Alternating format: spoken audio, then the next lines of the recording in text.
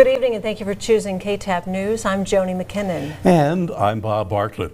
An overnight shooting in Brownwood leaves one suspect dead and a Brownwood police officer wounded. It all started before midnight in a residential neighborhood and ended early this morning in a different residential neighborhood.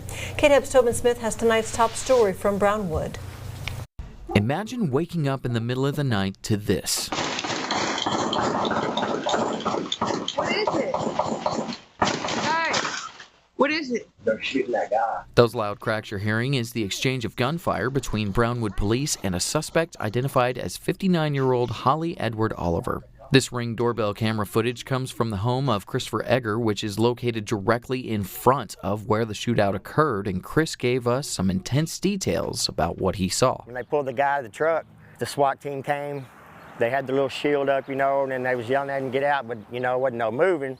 And then, of course, they pulled him out, put him on his belly, put him in handcuffs, turned him back over, and started doing CPR on him. A statement released by the Brownwood Police Department outlines how this incident began with Oliver's wife calling the police, saying her husband was in the front yard firing a gun. Officers were dispatched to the home, but Oliver had already left. A short time later, they stopped Oliver in his vehicle on the 300 block of Corrigan Street. But as officers were preparing to approach Oliver's pickup, Brownwood police say that Oliver drove up to the patrol vehicles and opened fire with what officers described as an automatic rifle. Oliver then fleeing that second scene in his truck until he encountered more officers in the residential neighborhood on Norwood Avenue, where the final exchange between officers and Oliver had occurred. Brownwood police say this is when one of the officers was shot multiple times by Oliver and subsequently transported to the hospital. Also present at the home during the shootout was a 13-year-old boy named John Wilkerson, who actually knows the officer who was shot from their encounters at his school. He used to come to my school a lot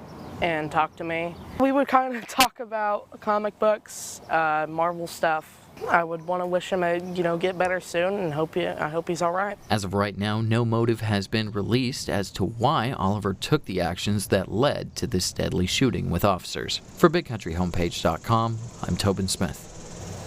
Thank you, Tobin. We are hearing that the officer who was wounded underwent surgery today, and that surgery apparently went well, and he is currently in recovery, and we wish him the very best in his recovery.